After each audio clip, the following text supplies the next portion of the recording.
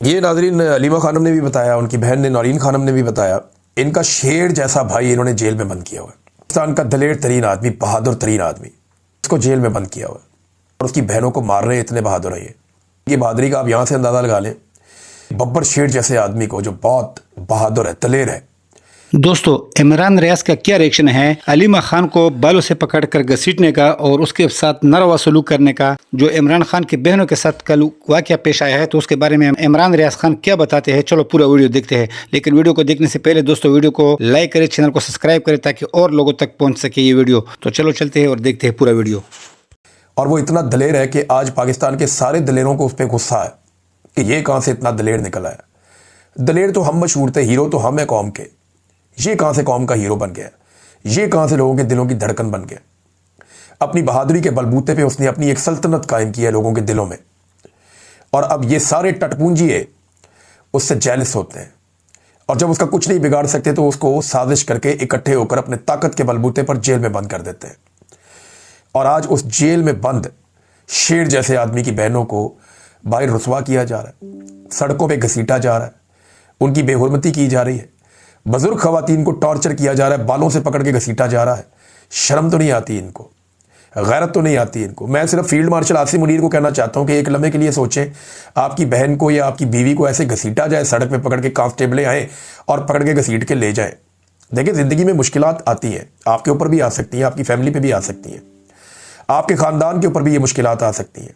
तो जब वो मुश्किलात होंगी तो आपकी औरतें भी निकलेंगी ना बाहर, तो तब उनको अगर सड़क पे ऐसे पकड़ के घसीटा जाए तो उन्हें कैसा महसूस होगा, आपको कैसा लगेगा। औरतों तक इस लड़ाई को नहीं ले जाना चाहिए था, घरों तक। पाकिस्तान में ना ये लड़ाई बहुत पुरानी है एस्टेब्लिशमेंट की और मुजामत करने वालों की। उन्हें सोचना चाहिए कि इतने जुल्म के बाद जब कुदरत का डंडा चलेगा तो क्या वो बर्दाश्त कर पाएंगे। क्योंकि मैंने हर जालिम का अंजाम कभी भी अच्छा नहीं देखा। कभी ये इमरान खान की बीवी पे कीचड़ उछालते हैं, कभी ये इमरान खान की बहनों पे टॉर्चर करते हैं, तो क्या इसके बाद इमरान खान जो है वो सरेंडर करेगा? सवाल ही पैदा नहीं होता। ये अपने सारे रास्ते खुद ही बंद करते जा रहे हैं। और पाकिस्तानियों पे मुझे हैरत होती है कि वो आदमी पाकिस्तानियों के लिए मार खा रहा है, अपने लिए नहीं खा रहा। 25 करोड़ पाकिस्तानियों के लिए वो आदमी मार खा रहा है और पाकिस्तानी उसको मार खाता हुआ एंटरटेन हो रहे हैं देख देख के। पाकिस्तानी निकल ही नहीं रहे। पाकिस्तानियों को चाहिए कि अब बस कर दें, या कम से कम जो घरों की खवातीन है इस वाक़े को देखने के बाद उन्हें चाहिए कि अपने मर्दों को चूड़ियाँ दे दें तोहफे में, कि पाकिस्तान का सबसे बड़ा लीडर जिसे तुमने वोट डाला था, पाकिस्तान का सबसे बड़ा लीडर जिसके नज़रिए को तुम मानते हो, आज उसकी बहनों को सड़कों के ऊपर घसीटा जा रहा है, मारा जा रहा है। लो एंजॉय करो, तुम भी चूड़ियाँ पहन लो।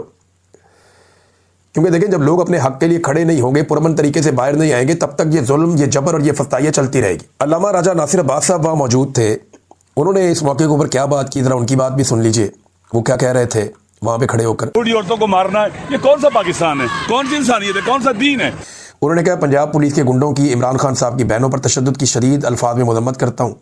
खुद को फिरौन समझने वाले मर्द से मुकाबला नहीं कर पा रहे तो घर की औरतों पर हमलावर हो चुके हैं। इससे पहले इमरान खान साहब की अहलिया पर भी घटिया तरीन इल्ज़ामात लगाकर हमलावर हो चुके हैं।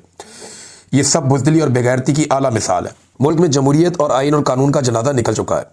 याद रखना कि ये सब लिखा जा रहा है, फिर ना कोई औरत कार्ड आएगा, ना जमहूरी इक़दार और ना ही इखलाकियात। अब ये हद से ज़्यादा हो गया है और हालात को ज़बरदस्ती उस तरफ ले जाया जा रहा है जहाँ से वापसी नामुमकिन है।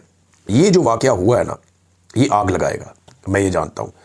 ये बहुत बड़ी गलती कर दी पाकिस्तान की मिलिट्री एस्टेब्लिशमेंट ने, क्योंकि मरीम नवाज़ ने और नवाज शरीफ ने तो एक दिन पहले कहा कि हम कोई बदला नहीं ले रहे, हम किसी जुल्म का हिस्सा नहीं है।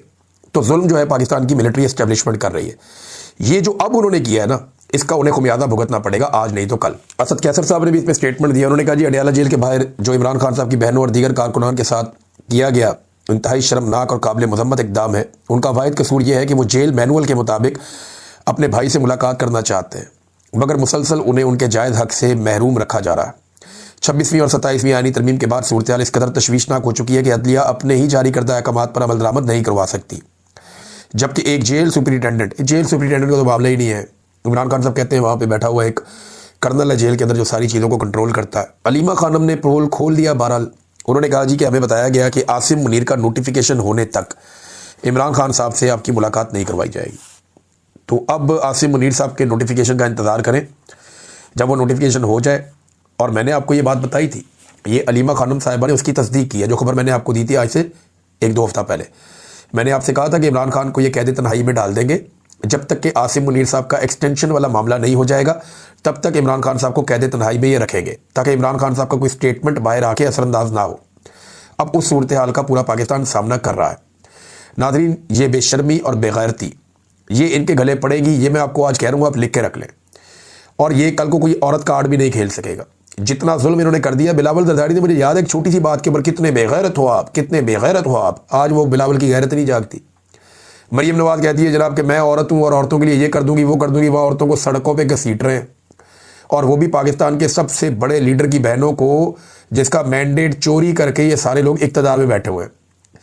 ये जो वाक़या रात को हुआ है ना, ये मिलिट्री एस्टेब्लिशमेंट के अनजाने खौफ का ऐलान कर रहा है। ये बता रहा है कि इस वक्त साहब बहुत डरे हुए हैं। आसिम मुनीर साहब खौफजदा हैं। कभी वो इस्तिस्ना ले लेते हैं, कभी कोई और चीज़ ले लेते हैं, कभी ये बहनों के ऊपर अटैक कर देते हैं।